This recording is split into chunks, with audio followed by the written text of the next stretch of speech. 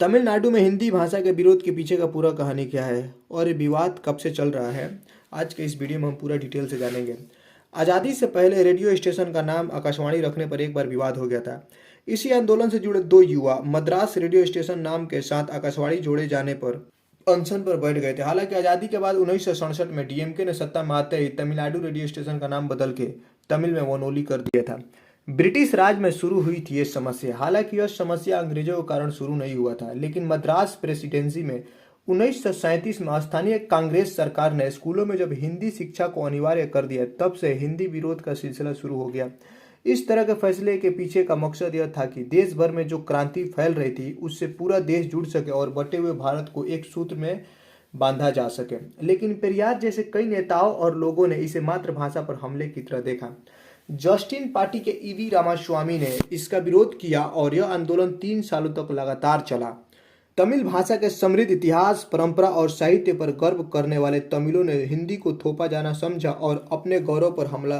यहाँ से हिंदी विरोध का संघर्ष शुरू हो गया। तब 1940 तक लगातार हिंदी विरोधी आंदोलन का दूसरा दौर 1946 से 50 के बीच में 4 सालों तक चलता रहा, जब सरकार ने फिर से स्कूलों में हिंदी लाने की कोशिश की।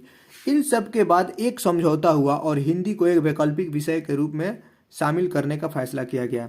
1959 में तत्कालीन प्रधानमंत्री जवाहरलाल नेहरू ने संसद को भरोसा दिलाया कि गैर हिंदी भाषी राज्य फैसला ले सकते हैं कि अंग्रेजी कब तक उनकी आधिकारिक भाषा रहेगी और हिंदी और अंग्रेजी दोनों ही देश की प्रशासनिक भाषा बनी रहेगी। लेकिन जब संविधान सभा में बहस हो रही थी, तब श्यामा प्रसाद मुखर्जी बोले, भारत की सिर्फ एक ही भाषा और वो हिंदी ही रहेगी। 12 सितंबर मैं यहाँ पर संविधान की अच्छाइयाँ गिनाने नहीं जाऊंगा, क्योंकि मुझे लगता है कि संविधान कितना भी अच्छा क्यों ना हो, वो अंततः बुरा साबित होगा अगर उसे इस्तेमाल में लाने वाले लोग बुरे होंगे। और संविधान कितना भी बुरा क्यों ना हो, वो अंततः अच्छा साबित होगा। प्रोजेक्ट पारित करने के विरोध में अन्नादुरई की अगुवाई में डीएमके ने आंदोलन शुरू कर दिया। डीएमके के एक सदस्य खुदकुशी कर ली। माहौल बिगड़ता देखकर कांग्रेस के एक मुख्यमंत्री ने 3 भाषा अंग्रेजी, तमिल और हिंदी का फॉर्मूला पेश किया। 1965 में लाल बहादुर शास्त्री ने राज्य भाषा अधिनियम 1963 के तहत 26 जनवरी 1965 को हिंदी को राजभाषा घोषित कर दिया।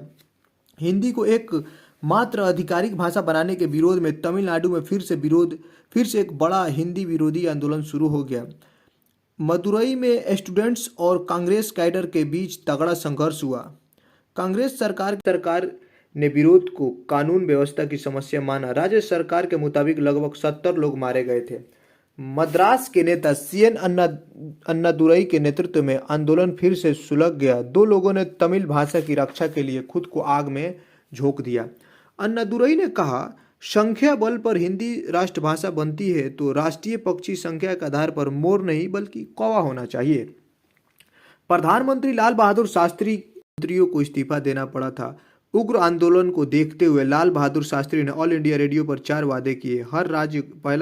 हर राज्य को स्वतंत्रता होगी कि वह अपनी इच्छा की भाषा में काम करे। दूसरा, 2 राज्यों के बीच होने वाले संवाद अंग्रेजी में होगा या फिर अंग्रेजी ट्रांसलेट में। तीसरा, गैर हिंदी राज्य केंद्र से अंग्रेजी में बात करेंगे। चौथा, केंद्रीय स्तर पर अंग्रेजी का इस्तेमाल जारी रहेगा।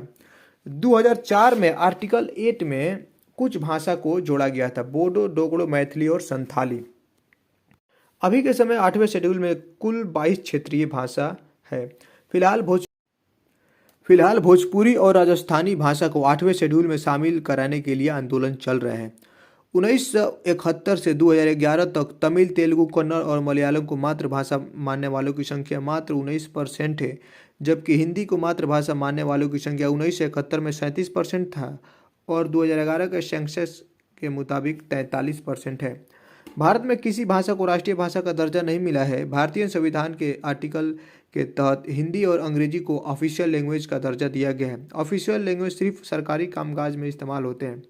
बिहार में 1960 से 1990 के 30 सालों में बिहार में 25 बार मुख्यमंत्री बने और 4 बार राष्ट्रपति शासन लगाया गया। 1990 से 2020 के 30 सालों के बीच केवल 4 मुख्यमंत्री ही बदले गए, लेकिन फिर भी बिहार पिछड़ा के पिछड़ा ही रह गया। यहाँ जितनी चीनी मिली थी लगभग सारे बंद हो गए। आधे दर्जन